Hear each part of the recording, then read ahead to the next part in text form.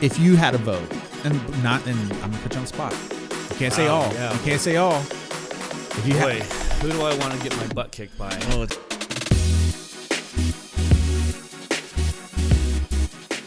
Welcome and thank you for tuning in. You're listening to the Chuck and Samuel Show. What is up, everybody? Thank you so much for tuning back into the Chuck and Samuel Show, episode 11. there you go. We did it, Chuck. We crossed the 10th threshold, man. Yeah. We're still We're in the double trucking digits along, now. baby. We're in double digits. We are. You can call us veterans by now. You know what I'm saying? I love it. And we got one right here. We got, speaking of veterans, yes. I'm just an old man. No, man, you're killing it. We want to welcome the one and only Mike Hollis from the Jacksonville Jaguars, the golden era. The golden era. Yes. Thank you so much for being here, man. We really Absolutely. appreciate you. Absolutely. I love the setup. I love the gig. I love the thank you. bourbon. Awesome. Heck yeah. Yeah. Oh, what a Can't compliment. go wrong there. What a compliment. Let's get poured You up. guys had Chuck. me at bourbon, man. That's what sold it. That's what sold it. That's how we got them here, y'all. 1792. I've never had it before. I would like it a lot better if it was 76, but Ooh. Yeah. we'll Ooh, there take you it. go. Chuck, do you want Political to? there. Do you? Well, we might get there. A Oh, little boy. bit. Okay. We don't want to get you in trouble, Mike. No, This is not an ambush. We're not trying to get you canceled. Oh, yeah. It's not an ambush. Will you pour up today? Yeah. Since that's usually my job. Yes. So we're gonna just jump right into it, man. And so you said you were born in is it called Kellogg? Kellogg, Idaho. It's Idaho, not, small town, It's not isn't the it? cereal, but yes. Right. A town of 2,000 people. Yeah. Okay. And then you moved to Spokane, Washington, is where you grew up. Yeah. What got you involved in football, and what made you discover your love for kicking? Well, football in general, just playing with the neighborhood kids. I mean, we used to beat the crap out of each other, you know. Yeah. Playing fly up in the front yard and just, just doing crazy stuff in the front yard. And of course, I played soccer too. So you combined the both. And I was going to ask kind of that. natural Very with cool. soccer. And I was the guy that they chose to do like the penalty shots. Nice. And I just enjoyed it. And growing up, playing football in middle school, I played my 7th grade year. I played my 8th grade year in football. And the only reason I played is because they had a lightweight team and a heavyweight team. And That's so how they measured the I knew I differences. wasn't going to play against all these big guys. So I'm like, yeah, because I was tiny back then, man. I wrestled that year in 8th grade too, and 7th grade as well. But I wrestled in 9th grade. 75 pounds in 7th grade. What? All right. 82 pounds in Wow. 8th grade and 107 in 9th grade. So I was a tiny, tiny little guy. How's that possible? Right? That was before all the genetically engineered foods and stuff. Exactly. Yeah. That's wild. But yeah, so I played on the lightweight team in 8th grade, and I was a kicker and a DB and a receiver. And then I didn't play my 9th grade year because that was considered high school. Back in Washington, they split up the high school went 10th, 11th, and 12th grade. Junior high, they called it junior high back then. It was 7th, 8th, and 9th grade. So the 9th grade team was technically high school, and of course they didn't have the lightweight and heavyweight in 9th grade. So I was like, yeah, I'm not going to play because I didn't know. And here's the reason why: I didn't know I can just be a kicker. I thought I had to play other positions, and I wasn't about to put my life on the line. Right. So when I went to high school, I had a stepbrother that was he was leaving that high school about the time I was going into that high school. And he had said, yeah, there's a guy on the team that's just a kicker. Why don't you try out? And I said, whoa, really? That's cool, yeah. Well, in that case, I will. Yeah. Because I enjoyed it. I really did. That's awesome, man. I love that. And did it come natural to you?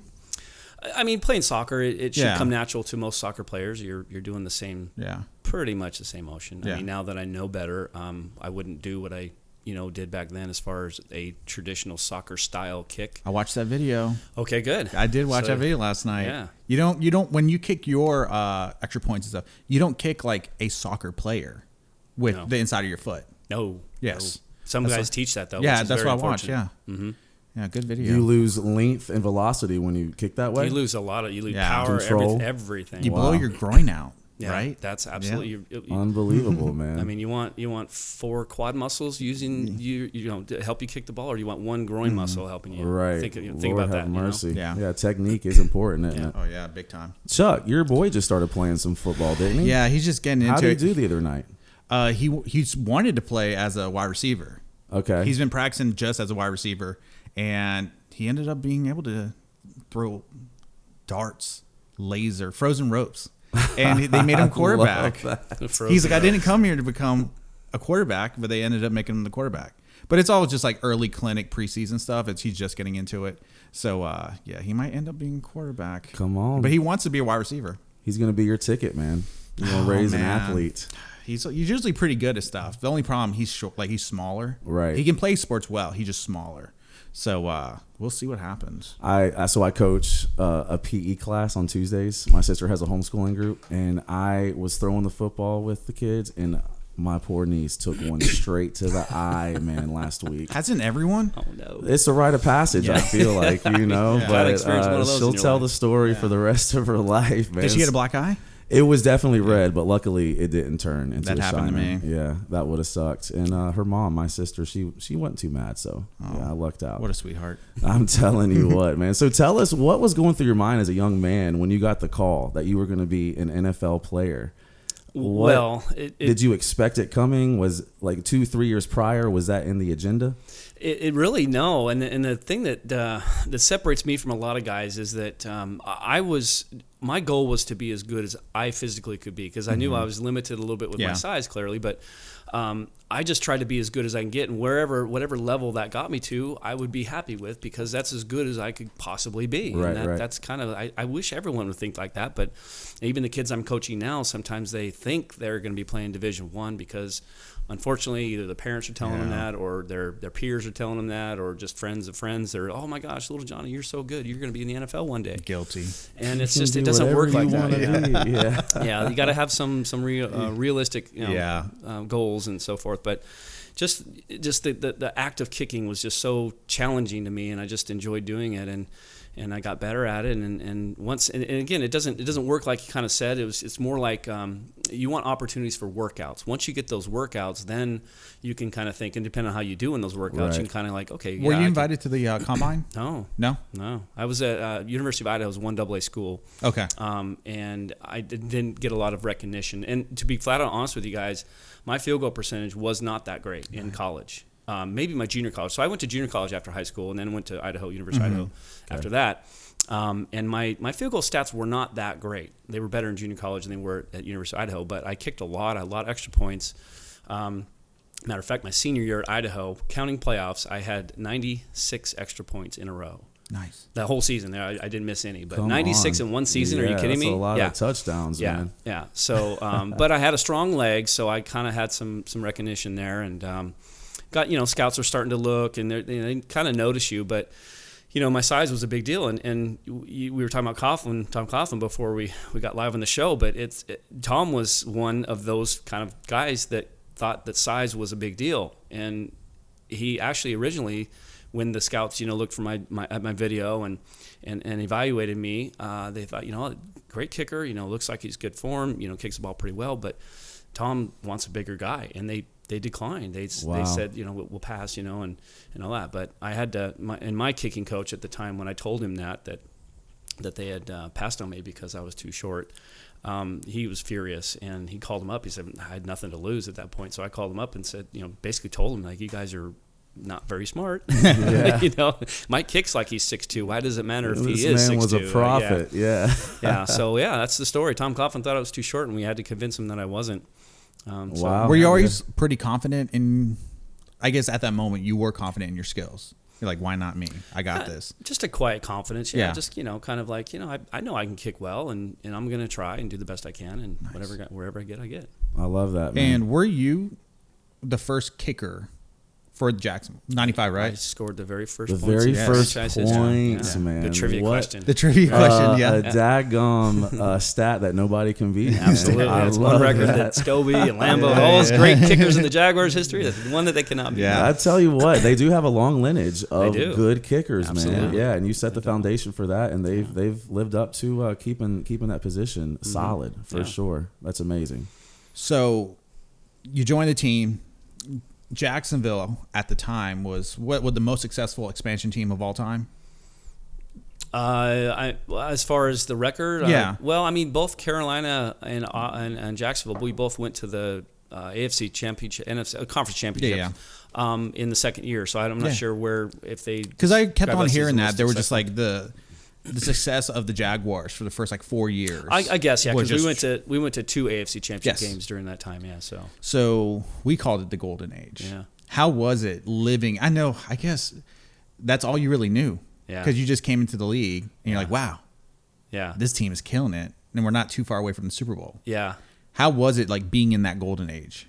I mean, it was great with winning games, but and again, nothing against Tom Coughlin, but it was almost like win or lose, it's always the same sort of atmosphere. And again, I don't even want to say nothing against Tom, because actually that's a great plan, because in a sense where we would win, he would still get upset with some of the mistakes we made, and the kind of the attitude around the locker room was kind of like, well, we just won the game, why aren't we all happy? But it was more like a serious, like, don't get complacent sort of attitude. So that's where Tom was going with that, is don't get complacent with winning.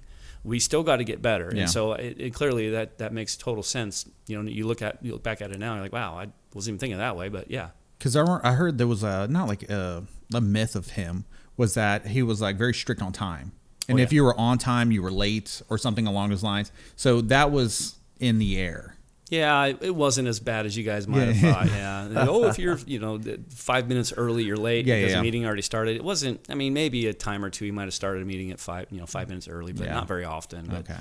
Right on. Yeah. What do you think the chemistry was that you guys had that maybe any other team, especially the current Jags team, probably could study from and benefit from themselves? Well, I go right back to Tom Coughlin on this one too. He was extremely good at finding athletes that actually cared. Right. Okay. Guys that really wanted to win, and they were team players. They were humble, and as much as difficult as it was to work for a guy like Tom Coughlin with all the rules, and he was tough. He was tough to work for. It kind of made us closer as a team. And so we kind of relied a little bit more on ourselves. Tom's the boss; he's going to make the call the shots and make the rules. But we want to win. For us, yes, clearly Tom and the rest of the coaching staff and the fans and the city and all that. But we were a team that was very tight.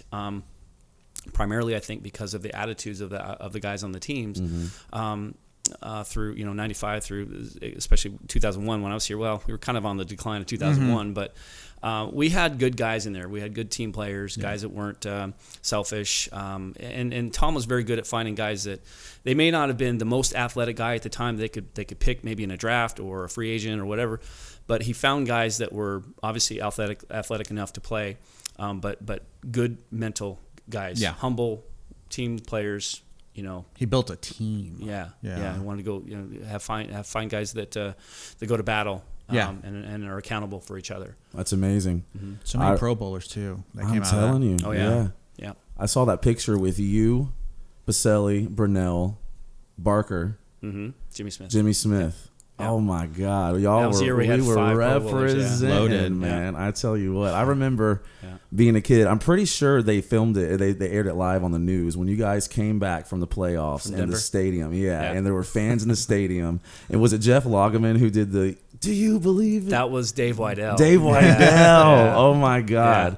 Jacksonville, do you believe? I remember being so young. I got chills. I was, oh my God, we're going to the Super Bowl. We're flying back from that game, and of course it was late at night. And the captain gets on the speaker and says, gentlemen, just want to let you know we've been cleared to do a flyover at the stadium. You might be a little surprised. You guys on the left-hand side of the plane, go ahead and look out your window. You'll see some people. Oh, wow. And we do that turn around, from I don't know however many feet up we were, but I was on the left side of the plane. Brian Barker and I sat together, and there's a seat between us, of course, but he was on the window and I was in the aisle, but we both look over and we're looking out the window. Everyone's looking, and it's just all you saw was the big lights of the stadium, and you could literally see people down there just with their arms because they knew that was us. So that was awesome. I'm getting chills right now, dude. It was so cool. So they didn't tell y'all that there was going to be fans to greet you? No, I had no idea. Wow. Nobody knew. That's freaking cool. I love that. Man, the old days. I just remember the 90s. You guys were always on like Monday Night Football, and there was a record about like sellouts and all that stuff. Yeah. And I just remember that, and I was like, "There's so much energy in the city and support," and man, those were some good times. Yeah, man. Yeah, you played a huge part in putting Jacksonville on the map. Yeah, and you look back and think of Larry Pasquale was my special teams coach, and we were doing this event and a long time ago, and we were speaking up on stages after I retired and everything, And it was actually football 101 for women. Robin Vallatudo kind of threw it together. She was a cheerleader manager for the Roar, and she put it together. It was kind of a fundraiser and all that, but she invited former players out there. Ed Too Tall Jones was there, and Nice. we were at that Sneakers or something. And Larry gets up on stage and he's talking to all these women about special teams, and he says, and I don't remember the stats exactly, but Larry in his good talk, he says, ladies, I don't know if you're familiar with this or what do you even know about this, but Mike Hollis had more responsibility in the games that we won. He was 100% on his field goals, and there was some stat where the difference of points in winning and losing, I played in 90% of the games that we won, they all fell on my foot. Yeah. That's insane. Yeah, had right? they not I'm had like, you to whoa. put it through the uprights. And I Wow. look back at my stats, I'm like, that's interesting because most of the games that we won, I was kicking fairly well. I didn't miss any. I might have missed one or maybe a long one or something, but my percentage in games that we won was great. Right. My percentage of games we lost wasn't that great, but the spread wasn't even close to where I would have even affected the win. I feel like that's one. for a lot of the Jaguars kickers right now. Saving grace of the team, dude. Come on. Thank God. Because if you think about like Scobie and everyone, it's like, dang, those like big games were because of the kicker. At least they're filling that position well consistently.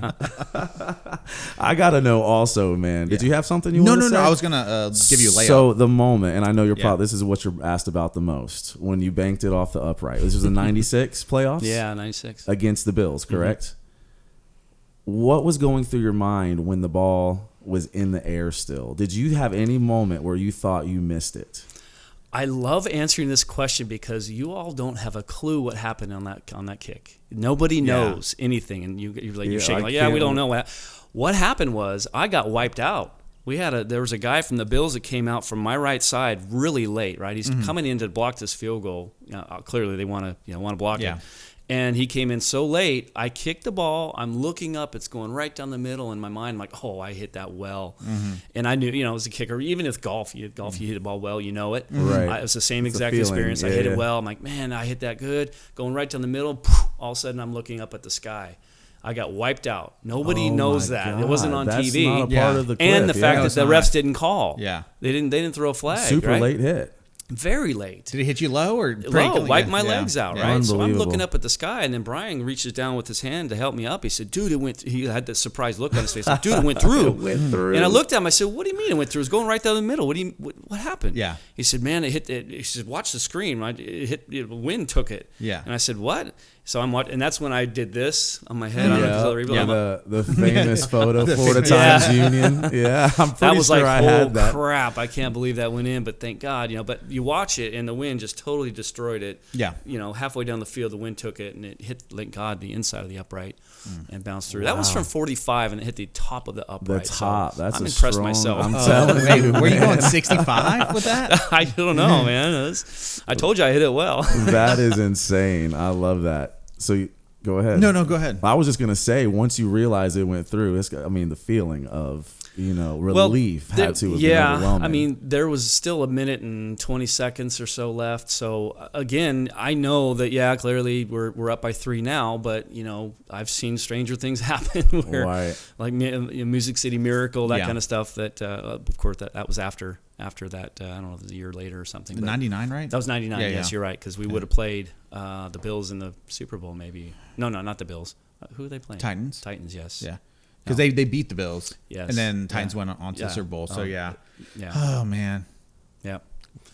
That's why I have a hatred for the Patriots. Yeah. There was so many chances for us to get to the Super Bowl, and it's because of the Yeah. dang The Patriots. freaking That's what it was. Patriots. We would have played the Bills and not the Titans. Yeah. And we got beat that year in '99. We lost 3 games that whole season, all 3 games to the Titans. Yeah.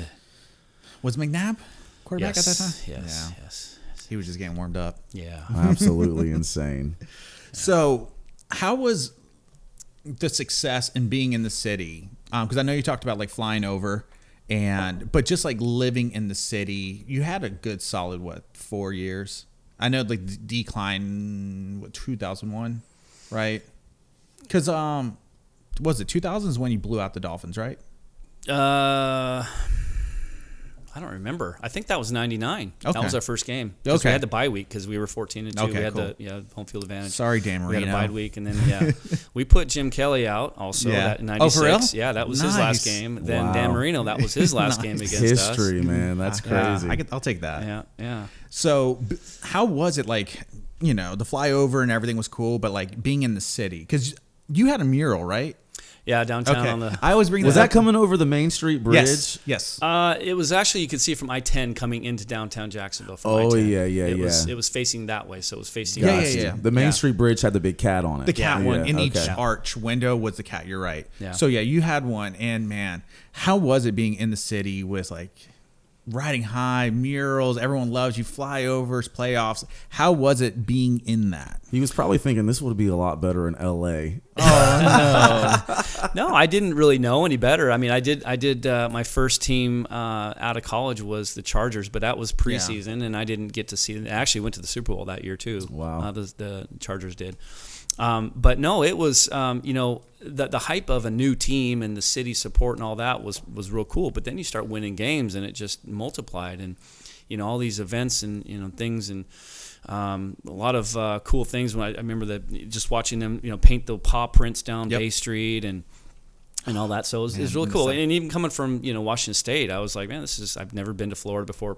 Prior to being there, for the first year, but just seeing just the and I knew a lot of fans are college fans and that there's Florida State and Georgia here, of course, and all that. So they were already, the fans are hyped and excited, and now we're winning games, so it makes it even better. In the home games, man, electrifying, yeah. Very were. loud. And did it become stressful trying to keep that momentum going? I didn't know any better. You're just winning games. Just Doing kick what field you goals. That's my do. job. Yeah. Just, That's funny. Yeah. Chuck, how do you feel about the possibility of losing all our cheerleaders, man? Are the games are not going to be as aesthetically pleasing? I've known a lot of the Roar cheerleaders. I know you have as well. And I feel like they're a part. And I bet every team says that. The cheerleaders are part of it. Before Jacksonville happened, the Jaguars, I was a Dallas fan. The world famous cheerleaders. And man, it's just, I hate to be that guy. It's not going to be the same. It's not going to be the same, man. The woke crowd is just dumping on the females right now. It's absolutely insane. Put in those poor girls out of jobs. Out of jobs. They're part of the game, literally part of the Yeah. game. American pastime. Let the girls have their moment, for the love of God. yeah. Unbelievable.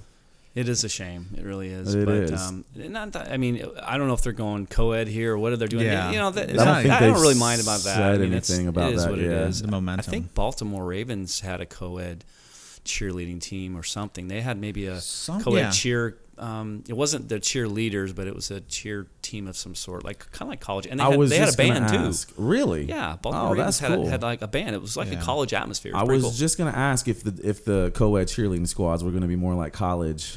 I or think that's more what they're probably like, going to try to sell you on. In the Yard. What was that comedy called when the guys were in prison? Longest Yard. Longest Yard. Yeah. Oh, yeah. Is it gonna be more like that, or is it gonna be more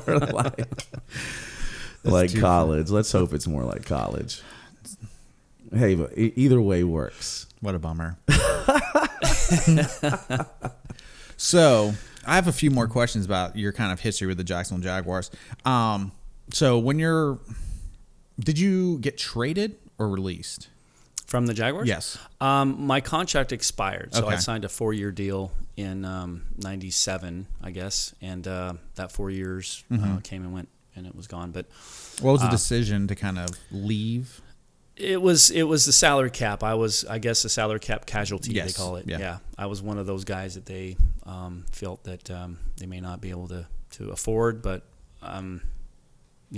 they went through 4 kickers the year after I'd left. So I mean, it is what it is. But it kind of it's a business, and you have to understand that. Back then, when, again, we're young. I mean, I was 29 years old, 28 years old when I left Jacksonville, and still didn't.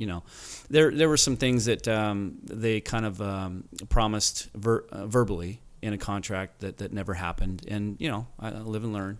But it is what it is, and I understand, as far as the salary cap, they can't afford, and you're going to lose players if you can't afford, to keep Then them. you go to Buffalo, right? Buffalo, yeah. How was that? Buffalo. Brian Barker, the first thing he texted me when he found out I went to Buffalo. He's like, how's Buffalo? Burr. Cold. Buffalo was cool. Yeah, it was literally. Yeah. The thing with Buffalo, man, it was really, really bizarre. Like, you know, when the weather got colder and, you know, it's always windy there. Well, I can't say always, but, you know, it's cold, and I lived about a mile off of Lake Erie, and that lake effect snow that they always refer to is a real thing. Like, it dumps snow. Oh my gosh, yes. And no, it was more of you know, game day was what the most bizarre thing was. You know, during the week of practice, it wasn't terrible, you know, terribly windy or cold. I mean, it got pretty cold and windy, but game day for some reason, and they allowed us to stay at home the night before a game, and so Brian Moorman was a punter for the Bills for a long time, actually, 2-time All-Pro punter, and we lived in the same apartment complex, and we kind of drove to the games together. But we would drive by this gas station that had this massive American flag. And only on game day, you know, you see flags that wave, you know, like this, like it's really windy. Well, it's so windy that those flags were waving vertically like this, the upright. You know, they were going up instead of just. You know, it was insane, and it was a big flag too.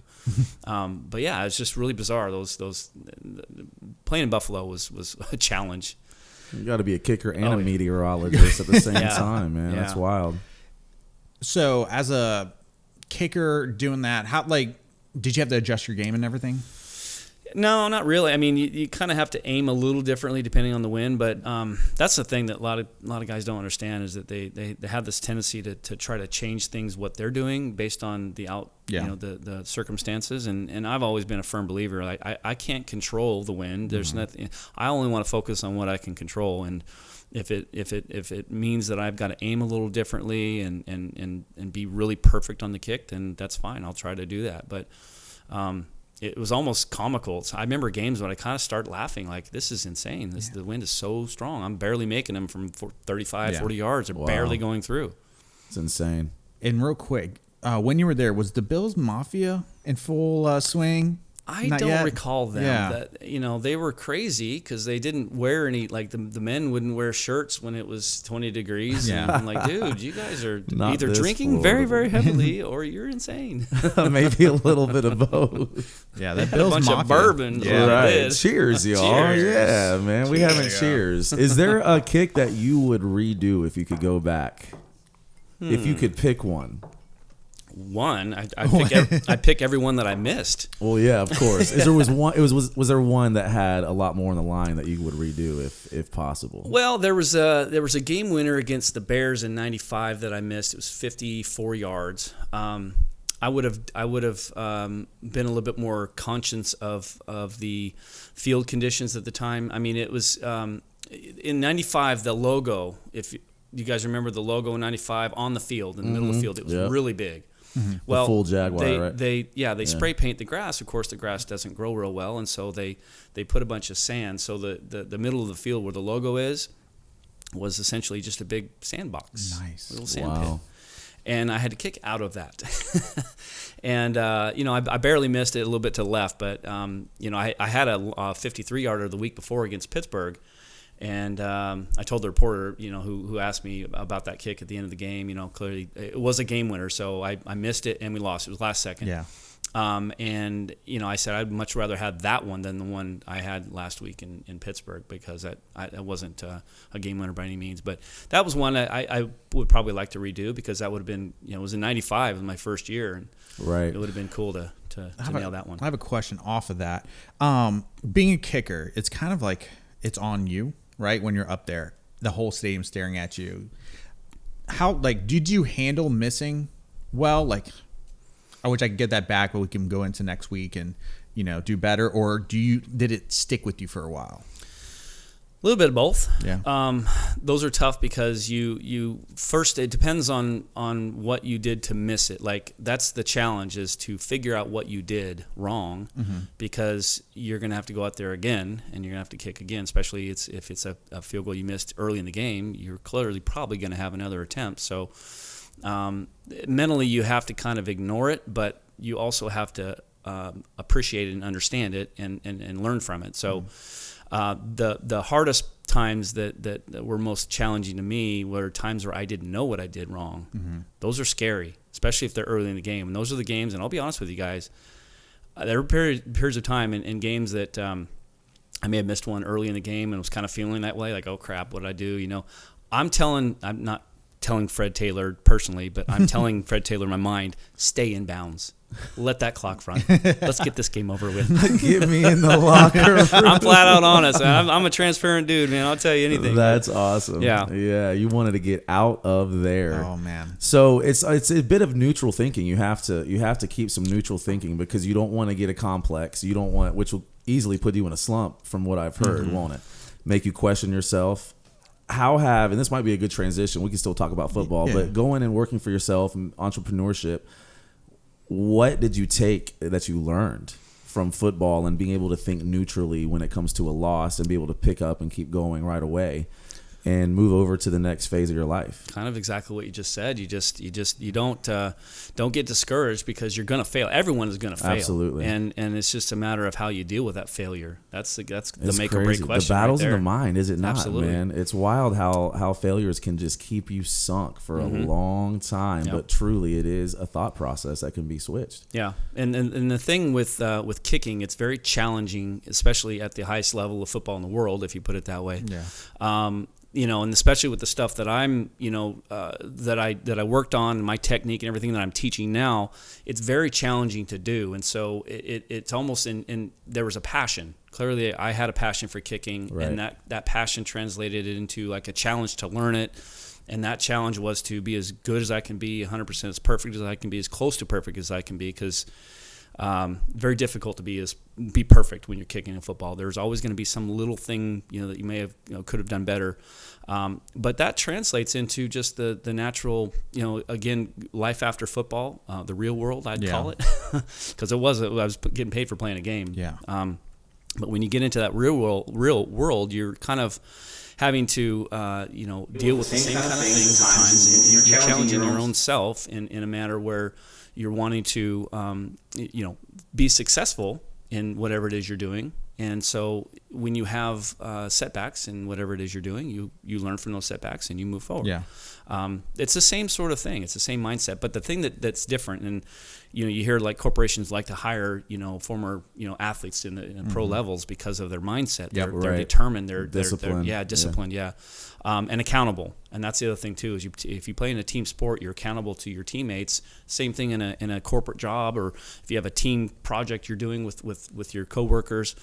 You definitely want to be accountable to them and responsible. And I'll go back to Tom Coughlin again. Is like he definitely taught us to be accountable and responsible and disciplined. That's was awesome. Number one for him, man. That was a make or break deal. I just met you, and I feel like I get that vibe from you, man. So I feel like you carried it through your whole life. That is awesome, man. So I try to have fun too, though. You can't take life serious. I've gotten that vibe as well. I'm like, I gotta balance this guy. Whenever you respond, I was like, would you drink some bourbon at 3:00? And you were like, there's a one-legged duck swimming circles. I told Chuck, I said he's gonna be a cool guy. Yeah. That's what I'm like, dude. This athlete, winner mentality, and this like a fun guy. So absolutely. So with that mindset that you had, how was it realizing that? All right, the time's done. Like my career as a football player is wrapping up. Was it your choice? Was it, their choice? And how was that transition and getting into the real world? But just as like an athlete, going from an athlete for the last 10, 15 years into the real world. It was challenging for me specifically. I didn't do a great job of preparing for my life after football, and I'll be honest with you, I didn't. There's guys like Don Davey who did a tremendous job. Did you and blow look at them him on now. Ferraris and No. racehorses? I did have two different Porsche 911s. So I did at two different times, but I quickly had to sell those because the maintenance. Are you a Porsche guy? Yeah. I mean, I enjoy them. Yeah. I have and this is a funny story because I'll get back to your question. No, go ahead. I have my very first car that my parents bought for me when I was 14 years old. I still have to this day. That's amazing. Did you come back? Did you like go and rebuy it, or do you always have it? I've always had it. Nice. Yeah. I hear those stories, man. I'm like, it's a '67 Camaro.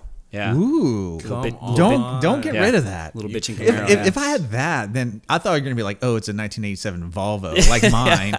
I'm like, it's Like a Datsun or something. No, you had like a classic muscle car. Of course, I'm gonna I keep still that. have it. It's in my garage in Jacksonville. And you're not that old either. You You had still a cool drive it? car. Absolutely. That's amazing, dude. Yeah. I Yeah, love if I had that. a muscle car when I was 16, I'm like, heck yeah. Yeah. I'm keeping this I'm until the keeping day I it. die. Yeah. Totally. Hindsight. Yeah. So it was good. So getting back to it, so like you said, it was a little difficult for you. And was it more of a mental thing that I can't do this anymore, or like, dang, I got to get into this real world? Well, another thing that people may not know about me, I've had 4 back surgeries. And that was kind of the major reason after I went to Buffalo, I was negotiating a contract, and they were gonna sign me for they offered a 4-year deal, I believe. But a day later, like John Hall or somebody got this massive deal from the Redskins that offered, and I was better than John Hall in my opinion. Yeah. Stats wise, everything wise, I was better than John Hall.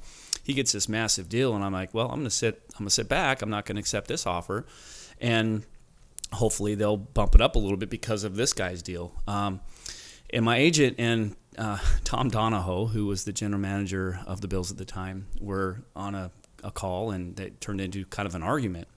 And my agent, who was my kicking coach too, he's the guy that taught me everything I know. He became my agent later on when I was in the NFL, but he was talking to Tom Donahoe, and he says, he's comparing. He's like, Mike kicks like Jason Hansen and Jason Elam and all these guys, and Tom Donahoe says, Jim, you're and this is in 2002. Mm-hmm.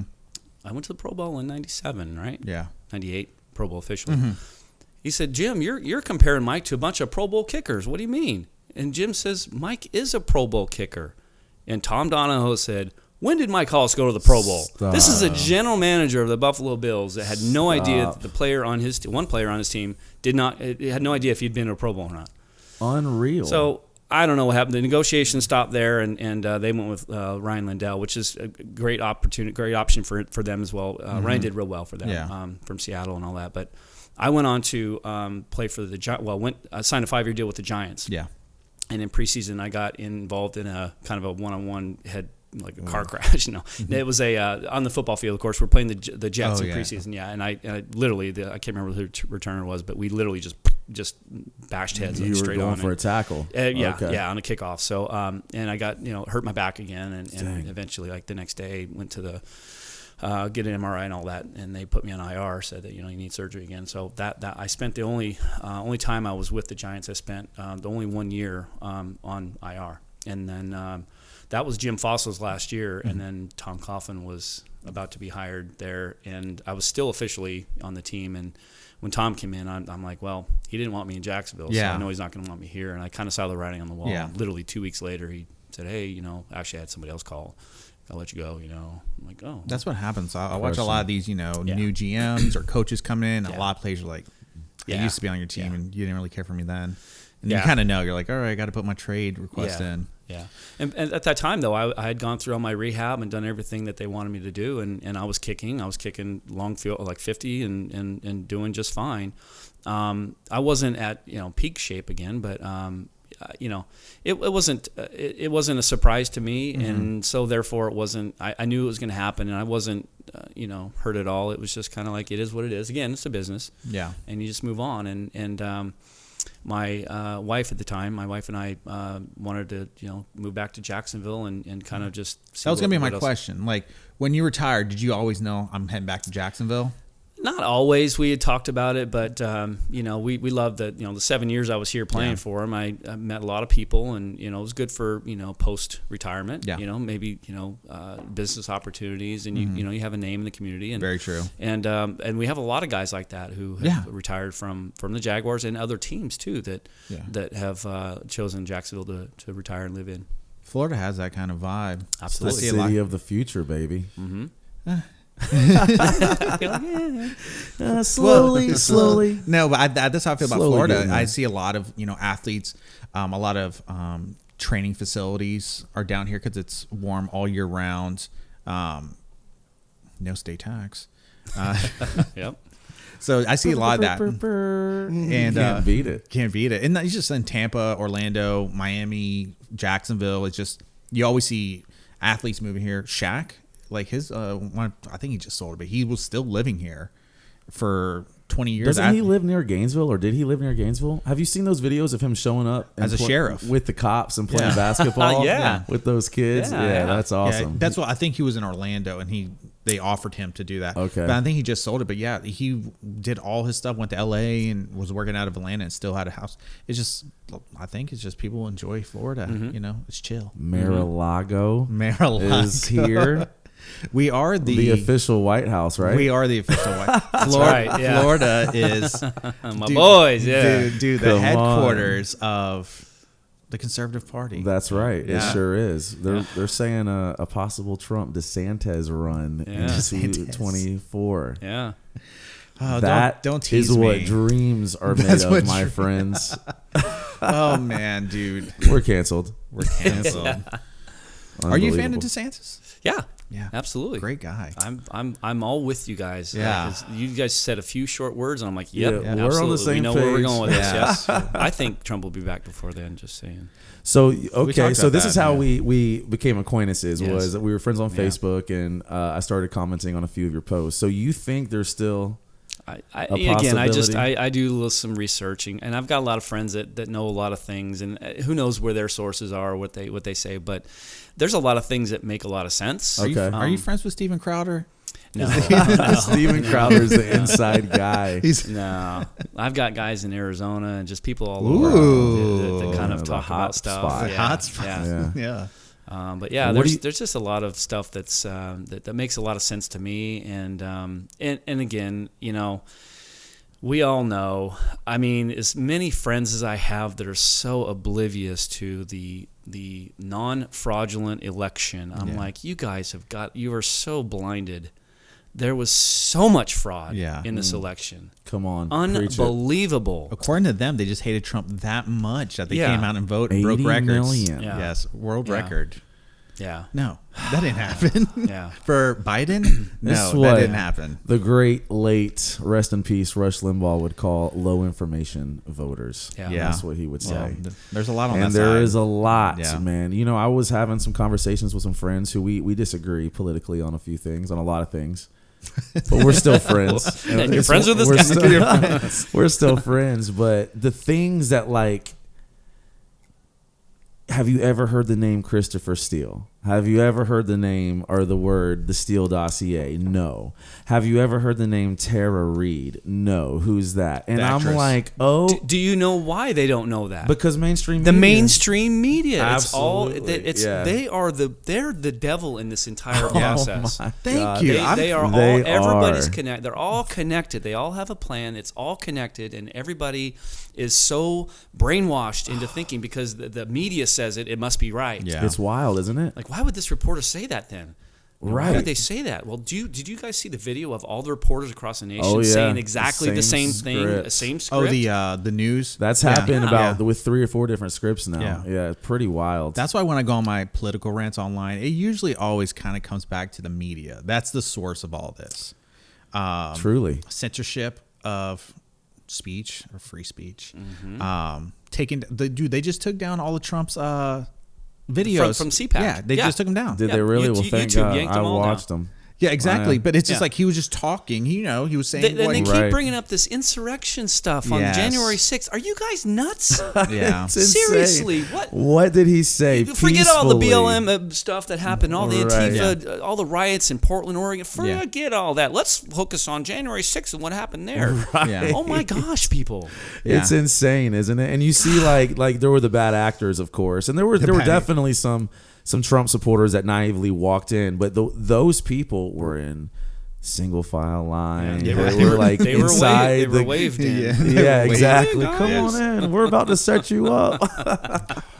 Dude, God, people that have any questions about this, I'm like, well, do you see what's happening in the world around COVID and all this stuff and all the hypocrisy and all the back and forth with the COVID and Dr. Fauci, which I think is another man. I can't Don't even get me send started him. on I that, can't man. even send him photos of Dr. Fauci without getting deleted. God, I'm telling you. That dude's the devil too, man. Dude, I was on I can't stand YouTube it. and I'm just I'm watching all my WWE wrestler Hulk Hogan stuff, and there's a huge suggestion bar, and it's all these influencers talking. And it's like they're trying to get the young kids and like, listen to this guy, he's a genius, and it's suggested. And they're pushing it. You can tell it's like, okay. Yeah. They're turning this guy into a celebrity. Right. Just like like he's the highest paid government official, I guess. Is he? Oh my God. Highest paid. That's Why is insane. Dr. Fauci the highest paid government official? I don't get that. I wouldn't be surprised. He's got a straight face to keep. Yeah. I guess it comes I with wouldn't be cost. surprised if Bill Nye was the second highest. That's another. The That's thing that my all issue. the people that I talk to, like if you haven't caught yourself in the last 12, 13, 14 months scratching your head wondering like, is that really real? There's so many odd things that have happened in the last 12 months. 100%. Odd, just really strange. Like that is so that's never happened before. Why is that happening now? The flu doesn't exist. Yeah, and the maybe- whole mask wearing back and forth, like, well, wear mask, don't wear mask, wear two masks, don't.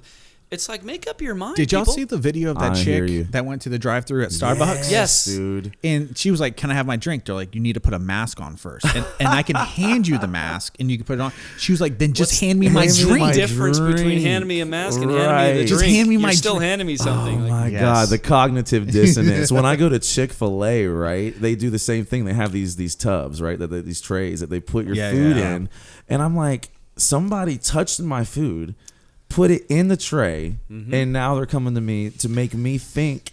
It is so bizarre. Yeah. Here's so a bizarre. here's a question for you with the masks. I'm like, I've always, and I'm not, I'm an anti-masker. I won't wear a mask if I don't have to. Yes. If I go to Publix and everyone's gonna look at me, I'm not, I don't want to be too, crazy and start Former conflict. NFL kicker I don't like to be in conflict. With people. racist neo-Nazi starts a fight in When public. people ask me if say something about me not wearing a mask, I'd say, well, you're wearing a mask, right?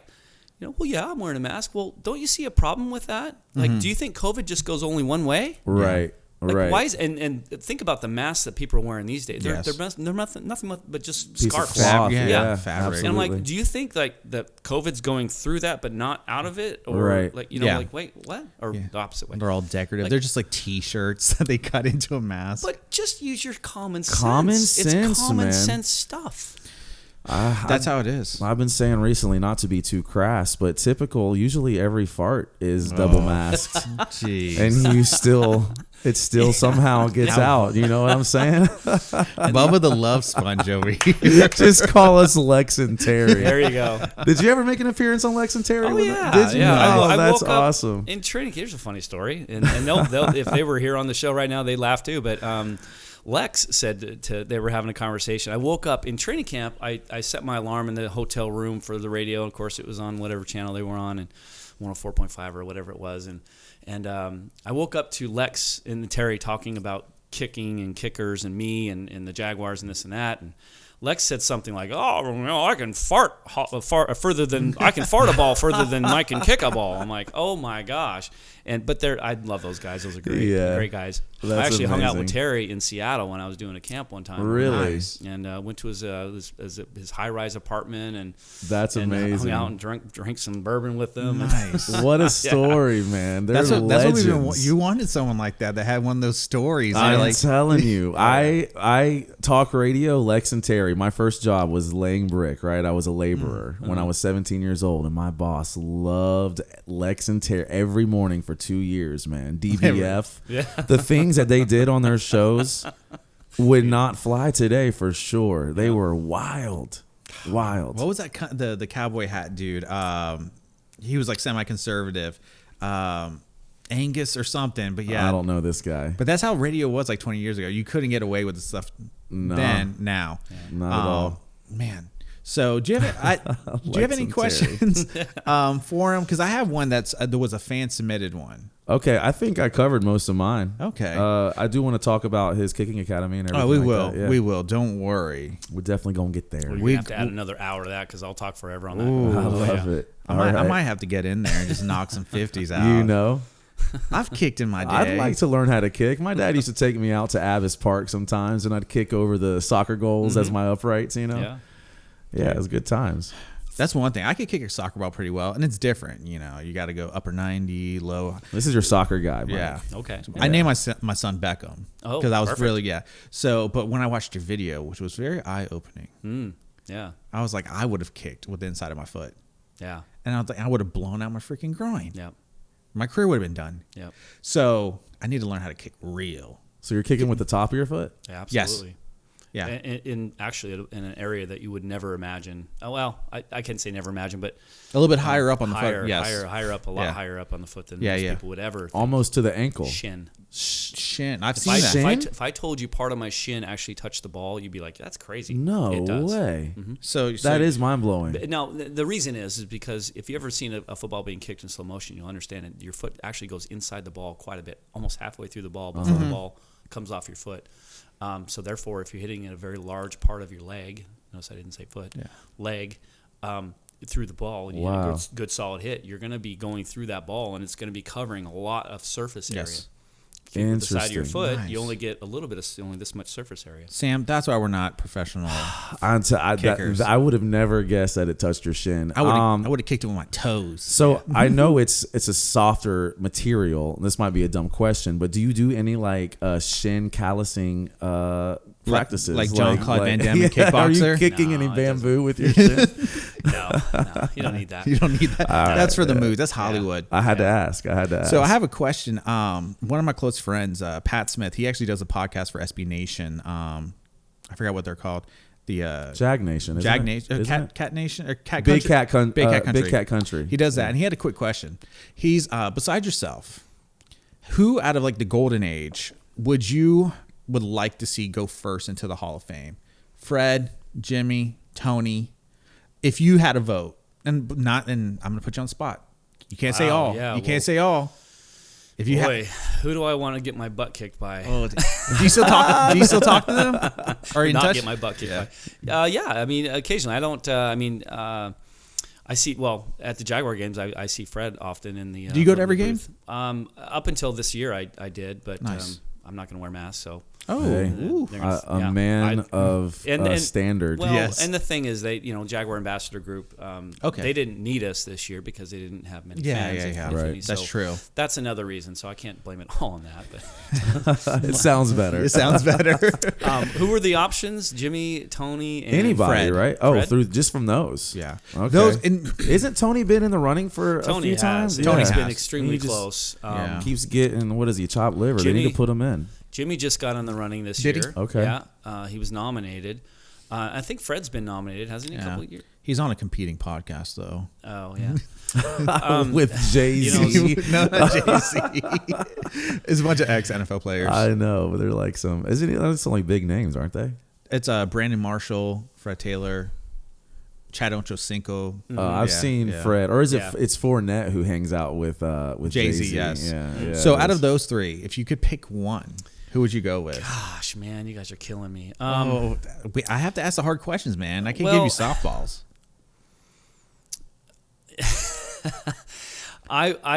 Okay. It's between Jimmy and Fred because Okay. Tony has. I think Tony will get there. Yeah, I yeah. think eventually he'll get there.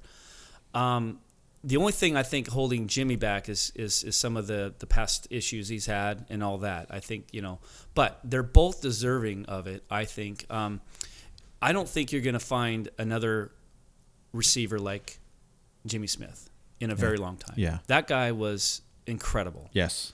He was extremely fast. Like I'm talking unbelievably fast, and he can catch anything. So my answer is Jimmy. Okay, Jimmy. Yeah. Jimmy wins. Jimmy wins. All the other options don't. So Tony's don't- gonna punch me, and Fred's gonna punch me. Tony's a good Christian man. Yeah. Don't Yeah. don't I know. punch him, Tony. Well, he's going. I guess he's going Yeah. with Tony, and I'm gonna go with Fred. Yeah. I was a huge Fred. I mean, extremely close between Jimmy yeah, and Fred. dude. mean, I used to like get in it was a toss-up. arguments It really about how is. like Jimmy was underrated. But dude, I would get into like fist fights about Fred Taylor and how good he really was, and he wasn't. And I feel bad because he went to the Patriots, and I think it was like the one time they didn't win the Super Bowl is when he went. I felt bad because I wanted him to get a ring and just get something. That might have put him over the top, but I was diehard Fred Taylor fan. Yeah. I'd have to go with Tony. So all right, everybody was picked. I would go with him anyways if he wasn't the only option left. He was probably the Jag that I met the most. Mm-hmm. I would stand in line with my mom back in the day, get the autographs and everything. Yeah, Tony's a stud, man. Yeah, all three of them are studs. But and the other thing too is that that what got Jimmy there. He came into Dallas as a young guy and was trying to make the team. Didn't make the team, and Jimmy and I were really tight. We still are actually. We still are very tight. And he came in, and we were both in the locker room when we both were given the nod of making the Jaguar team. Nice. Like, wow. Hey, because we were all sitting there, and of course we call him the Grim Reaper. Ron. Oh gosh, what was his last name? Isn't it first Ron? I'll remember it in a minute. But he was the guy. He was the Grim Reaper. He come in anytime you see Ron in the locker room, like in training camp, of course, when cut day comes. Cut day. You stay away from Ron but he'll find you. The Grim Reaper always does. He's coming anyway. After So you. He's pointing out guys that hey, go see Tom. Bring your playbook. Go see Tom. And he didn't point to us, and he walked out, and Jimmy and I were like, Brian Barker was like right there, and we're like, oh my gosh, I was sitting next to Scott Sisson too, and I was like, oh man, I felt bad for him because he's the veteran. I just beat this guy out. Yeah, that's what kind of person I am. Yeah, I wasn't excited about me. I was sad for him. Like, oh man, and I'm like, what a good human being. Right, compassionate. But both of those guys, Jimmy worked really hard to get in. Fred came in with the grill, and he kind of had an attitude, and then he got humbled, and he worked. That guy was a workthorse, and he was one of those guys that would stay in bounds. Yeah. He did until he got hurt a little bit, and he kind of would, but they've all taken beatings. And because I guess like you're just talking about it being an expansion team, it's almost like everyone is just getting into the NFL, or it's like their second chance. Because same thing with Mark Brunell, he came from the Packers. You were a rookie. Just everybody was kind of coming in new, so it was like almost like everybody was starting this team together. So that I think that's another thing. I felt like they was cutting their teeth. Yeah. Good, perfect word. Yeah, that's how I felt, and maybe that's why, like you said, they kind of picked guys that were going to work hard together rather than just like, oh, he's a really good wide receiver. And I felt like that's why I loved the team. It was just like like everybody just melded together perfectly. Yeah, and Jeff Lageman played an important role in that too, because he was kind of a leader. Yeah. He was a veteran leader that when Tom and we'd have player-only team meetings, and Jeff and a couple other guys would go down and tell Tom, hey, after our team meeting with you, we're going to keep the guys in, for 10 minutes or so before our positional meetings, and we're going to have a players-only meeting. Okay. And he did. That's awesome that Tom would leave, and all the coaching staff would leave. With that, It was just us players in that meeting room, and we would just talk about what needed to be said. Nice. That's awesome. Yeah. Well, usually when I hear that, it's usually a little bit of drama, but with you guys, it was helpful. Yeah, it was helpful. Yeah. Just, how are we going to deal with this Tom guy? Yeah. I said, Dad's out of the room, guys. No, it was just kind of, actually, to be honest with you, it was more of Jeff Lageman getting on some of the younger guys for going out on a Friday night, and which is an issue we've had recently. Right. Yeah. That's what I'm saying. It was accountability. We had a lot of guys in that locker room that were like, hey, they're holding guys accountable for being hey, you guys are on the team. We're trying to win games here, and you guys are out partying until wee hours in the morning Friday night. It's crazy because when you hear about someone like Tom Brady, who's such an elite, disciplined athlete, whose whole life revolves around, unbelievable. And then you hear, oh my God, I saw our so-and-so, our quarterback, he was at the bars at the beach last night. That's how it was. Buying shots for everybody. And I'm like, I know how I feel after 3 or 4 shots. Yeah. No wonder we're losing. Let's get it together. That's what you probably know who Colin Cowherd is, the radio Fox Sports. But he always talked about like coastal cities, especially in Florida. He was like, dude, if you're in Green Bay, if you're not trying to stay warm inside, you're playing football and you come back to your house and whatever. And he's like, Florida, dude, you get the beach bars Sunday. What a great perspective. That is he's like, you want to go, you can buy, you're rich enough to buy a boat and go out or go to the beach bars. It's almost like a vacation, warm weather, bikinis. He's like, if you're in Green Bay, It's They do talk a football. lot about Aaron Rodgers and how they have all these team, functions where they always go out as, off the field, of course, and just on their own, family times and they're all. There's really not a whole lot to do in Green Bay, I assume. Yeah, it keeps you're that's disciplined by default. Exactly. They're like everything's closed at 8 p.m. Like it's a mom and pop kind of place, but if you're in Miami or Tampa or LA, you can stay out all night. It's entertainment. Speaking of Tom Brady, it's already rubbed off on him, Yes. obviously, with the footage of him walking. You know what? Well deserved. Yes. After so many years of being kudos so to him. disciplined, being a machine. I was happy to see that. I was I really too. was. Like, yeah, he's a human. he's- Just let him have fun. Exactly. Like, and people are criticizing I him. know. Like, oh my gosh, you guys are The nuts. dude doesn't drink. He Give probably the guy hasn't a had a break. Yeah. drink of alcohol in 15 That's years. why he was so Yeah. Exactly. Florida Tom loved Brady is so great. It That's how it is. was, dude. He came down. They're like, you got it. He came down for like when COVID was going on, and they're like, you got to stay inside. You can't be going to the parks and practicing. He did, and then he accidentally walked into someone's house like one of the first days he was here. He thought he was going into his own house. Oh my God. Yeah. And just that's the legend of Florida Tom Brady. It's so good. He's already become Yeah. Florida man. Dude, he dude. chucked It's- the He Lombardi did. trophy. I would imagine the other team members are like, "It's our first time." No. He's like, just it chucking just it. would have topped it off if it fell in the water. And then Gronk's Yeah. there. Yeah. Wow. They're Gronk, having the man. time of their life, man. Yeah. They were for sure. I did not see that coming. I'll be honest with you. I'm like, well, Tom Brady is good, but Yeah. he's got to have a team with him too. Yeah. And, they got a few guys, Gronk and a couple other guys, but man, did they come on Yeah. the second half of that season? Insane. Holy That's crap! how it was. They And- didn't start super Yeah, strong. you're right. And then it's like, okay, they won one game, another one, another one, another Here one. they Hot go streak. again. And then they were still the underdog for the Super Bowl. Yeah, they were. They were supposed to get Unbelievable. blown Yeah. out. Didn't Tom call Gronk out of retirement? That's kind of like the don't- joke. Did he or play rumor. Did he play the season before? No, he was actually wrestling in the WWE. So right. So Yeah. he was maybe unofficially retired, right? Yeah, he was. Yeah, he So was. he came out. Patriots still owned his rights, so they had to trade him to. But yeah, he didn't play for like 2 years. Wow. He was over in WWE wrestling, and then Tom Brady came back, and that's the kind of the joke. It was like, oh, he called him up, and he ran Tampa, and they just had a good time. Come on, I dude. wouldn't doubt that one Yeah. bit. I mean, yeah. At this point in time for these guys, it's just like that. Dude, I'm going to Florida for a season. You want to come? Pretty much. Let's And win it the worked Super off. Bowl and live it up. I What a wouldn't. life. Did not see the Super Bowl happening though. I don't think anybody did. Like you could be good, like Joe Montana. He went to the Chiefs and they were solid. They got to the playoffs, but But he wasn't the same. no. Yeah. And then Tom Brady, But a lot of Tom, people were saying yeah. he wasn't the same either. Like, okay, he's smart, to play smart, keeps the team together, and then it's just like, okay, you're in the playoffs. Yeah. You won one Yeah. game. Too. Get some people that Yeah. can catch the ball, man. They'll take them there. Well, I mean, talk Yeah. about someone who's going to keep you accountable. Yeah. Clearly, Right. Tom is going to keep every player on that team accountable. He And- probably knows everybody's name, middle name, Yeah. address, phone number, and I'm telling you, he's kept those guys accountable. And And I think that's leads- one of the reasons why they won. By example, with Absolutely. his decisions and lifestyle, for sure. Athletes. Athletes. Those athletes. Those People like me and Chuck. Well, I can only speak for myself. Maybe we'll be athletes one day, Chuck. We're on this weight loss competition right now, and how's it going? I'm doing okay. I'm doing just okay too. Yeah, I could be doing What a are lot you better. guys You doing? want to put us? We're gonna hire Mike every Saturday to put us on some drills.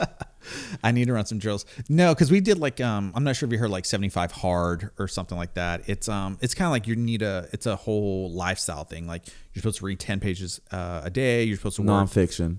Thank God. drink a gallon of water, 45 minutes inside workout, 45 minutes outside workout, daily photo of your progress. It's kind of like a whole lifestyle thing. Wow. And we're like, we'll try that. We're gonna not do too great, but let's try it out. And we made an announcement on the podcast that in 75 days, or 90 days, we're gonna take a shirtless photo. Shirtless photo, That's Mike. what was they like? Okay, this is gonna kick us into gear because we do not want to see ourselves on camera like that. Nor do I want to see you with a six pack and me exactly where I'm That's at. what I want. That's I know what I that's want. what you want.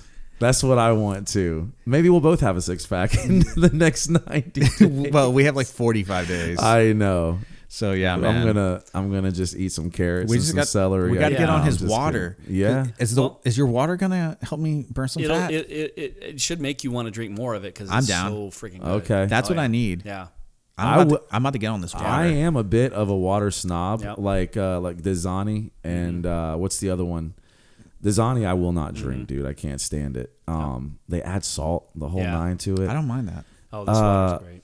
I do buy Zephyr Hills, but I'm brand. like I will not drink out of the faucet, anything like that. I want my water to be like in the top 10 ranking of like best water. And what's the name of the water? It's called Hydrosonic. Hydrosonic. EmeraldEarth.com is the site that you can find it on. Okay. Again, like I told you guys earlier, it's not mainstream yet, Yes. so it's not on the shelves. Does he ship it? No, he hasn't Okay. even gotten to that point yet. Got it. But I'm telling you guys, this is the best water I've ever had in my entire life. I'm gonna get It some is water. Incredibly good. I'm gonna get some. And it gets you addicted to it to a point where you don't. And it's not like I want to drink Coke or Pepsi or anything like that. I don't drink a lot of soda to begin with, but water it really forces you to drink it because it's so good. Like Right. I don't want to drink anything else. Sounds like a game changer. I'm telling you. I need that because I'll go hard, and then it's like I'll drink a little bit less next day, and then a little bit less, and then like my fourth day, I'm like I just had like 2 cups. You know what I found? I have days like that, but I was for a longest time. I was like, if I'm gonna get through a gallon, I'm just gonna leave it in the gallon, and I was one of those guys. I didn't carry it in the store, but I was drinking it. Is it like got the blue? I put the silicone wrap on mine. A real juice head. I want everyone to know that I'm a meathead. Brown bag water. Yeah, exactly. So it was the hardest thing for me to get through a gallon drinking out of the gallon. It's challenging. I started going to the 16-ounce bottles. So much easier. It's crazy. But- like we were talking about the other day, eating from like a smaller plate Yeah. or something. I can just chug one 16-ounce bottle just like that, But one after the next. Is it worth polluting our oceans with all your plastics? Big guy. Mike's like, he's got a point. I thought you guys weren't woke. I'm kidding. You know, I probably should recycle better. I probably should be better at recycling. It is a lot of plastic to waste. We got to build this planet for our future. We're gonna be on Mars before Elon Musk taking our us there. great grandchildren will be. What's your views on Elon Musk, real quick? I don't really. Madman or visionary? I would say visionary. Oh, okay. Yeah, I like you that. know, I've heard that he's very tight with Trump. Yes. Yeah. Which Yeah. means he's good in our books. He's There's, but there's exactly. But there's been things I'm like, why would he say that, Elon Musk, and why would he do that?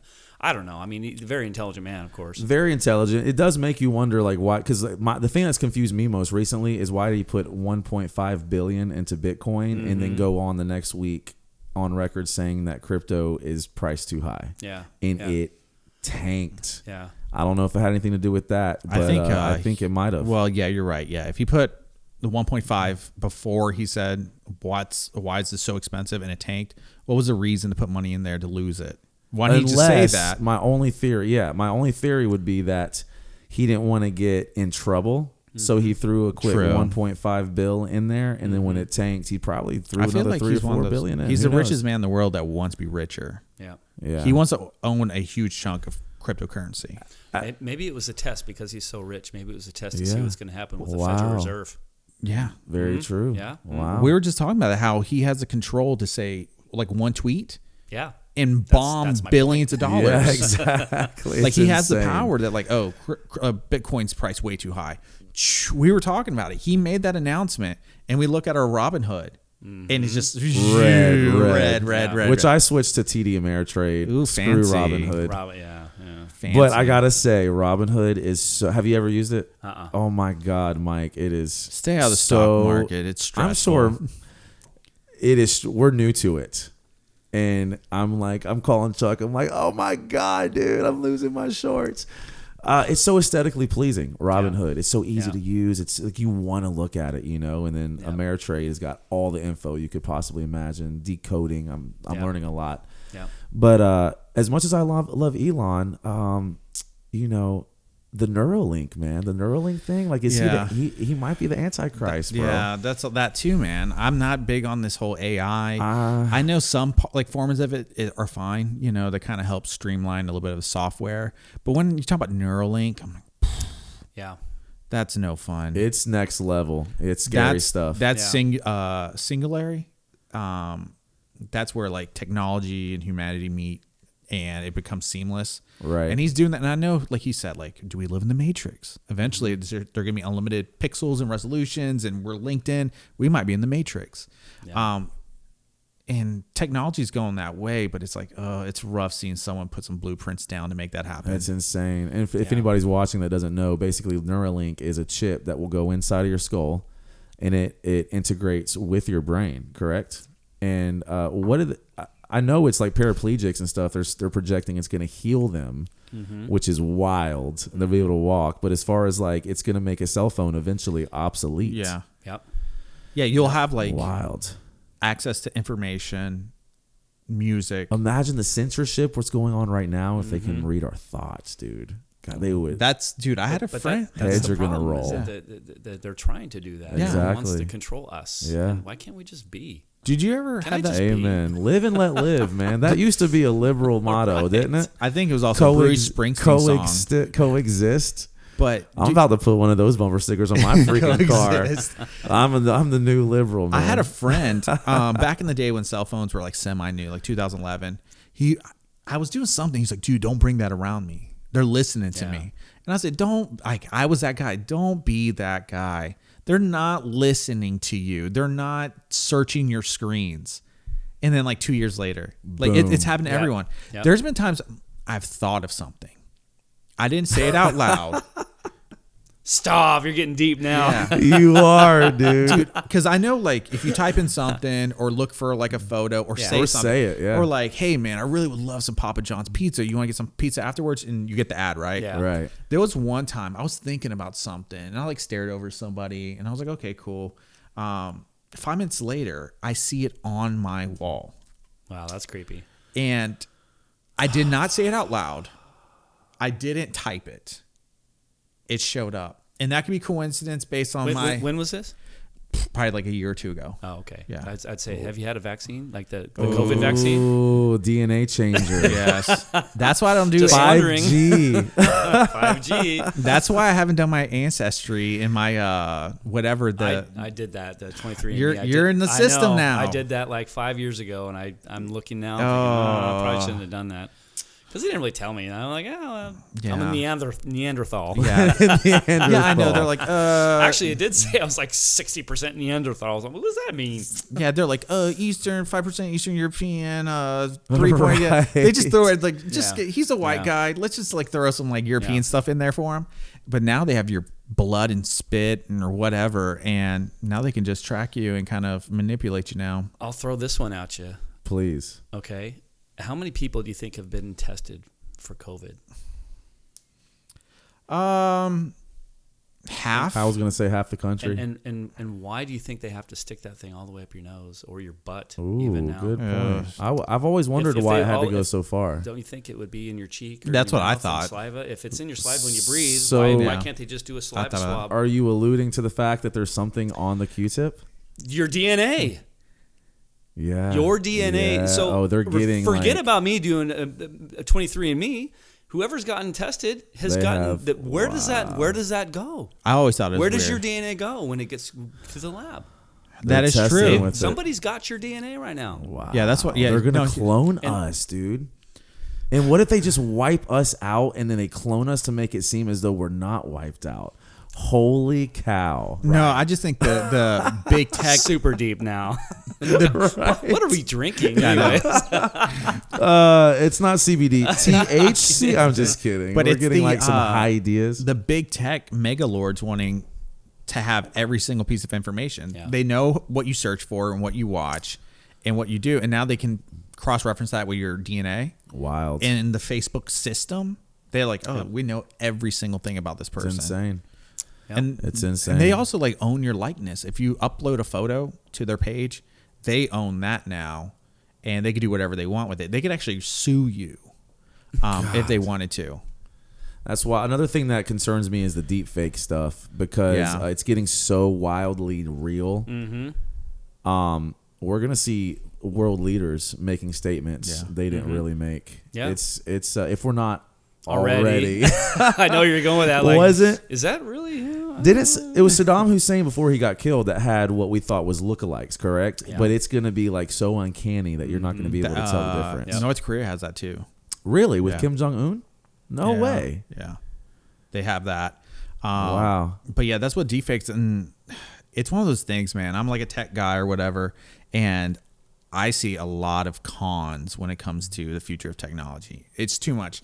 And my dad's like, that's what every generation says, that the next leap in technology is going to be bad. And then look where you're at now. Everyone's just kind of talking and having fun. But this next level where it's Neuralink, it's deep fakes where they can redo your voice and type whatever you want. Right. And I just see a lot of negative, like Pandora's box opened. Oh, yeah. And then with social media and everyone kind of saying what they want and being lawless and agreeing to go in this direction because of the media, I'm like, there's a huge wave of issues coming, and it's not going to be a fun thing to deal with. Yep.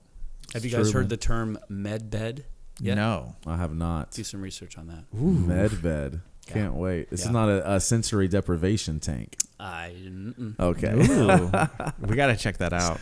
Technology that nobody really knows about. I can't wait. Yeah. Do some research on medbed. All right. Well, that's what we're going to look into tonight. Yes. Yep.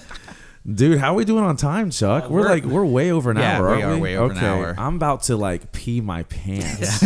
But I do want you to, did we talk about Proform? Okay. We got to check that out. Technology that nobody really knows about. I can't wait. Yeah. Do some research on medbed. All right. Well, that's what we're going to look into tonight. Yes. Yep.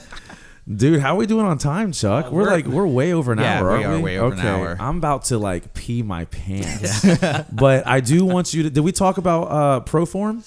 Tell we us talked a little about bit. kicking in general, but yeah. So you have a kicking academy that do people travel? They can travel to see you, Absolutely. and you can do Skype or Zoom sessions as well.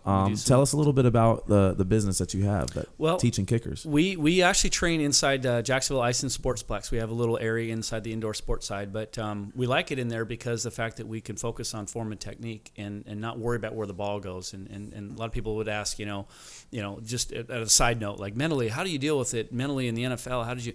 I'm like, I really didn't care where the ball goes. Like, what do you mean you didn't care where the ball goes? Like, well, I didn't really care where the ball goes because my priority was on my form and technique, and then I want to let that make the ball go where it's supposed to go. So, anyways, we teach a lot of like some of the things that we talked about earlier, but just some different way of teaching, different mechanics. Using 100% of the kicker into the ball instead of when you're turning laterally to kick a ball, you're stopping that forward momentum to do so. So you don't want to take away from that, and then you have to make up for that lack of momentum by swinging hard with your leg. Again, so I can go for another 3 hours. Where were you a week ago? I just got into golf and driving. I broke my hands just swinging it as hard as I could to get 300 yards. And then a week later, my hands are shredded because I did not have. I was squeezing too tight. Yeah. I needed you about a week ago. Yeah. Well, the thing with golf is that it's like kicking. Kicking, you run up to a plant foot when you kick the ball. With golf, you walk up to your spot, you stand. That's your plant foot, really. Right. Like, you see what I'm saying? Yeah. But the thing with golf is you don't have any forward momentum, so you have to do something laterally and backswing and all that. Well, with kicking, you don't need all of it, lateral or big, backswing. You can actually use your momentum to help you with that. I watched that video. Yeah. You talk about you don't need these huge backswing. Yeah, backswings. Yeah, I learned so much from you on YouTube.